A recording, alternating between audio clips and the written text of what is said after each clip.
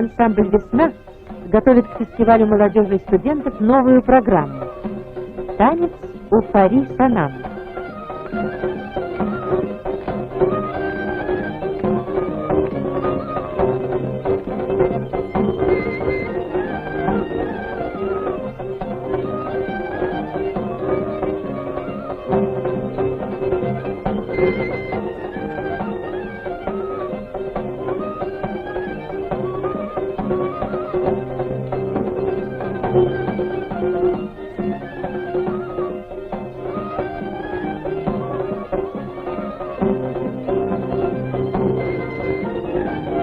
Красочные танцы и пляски многих народов нашей страны можно будет увидеть на празднике юности в Москве.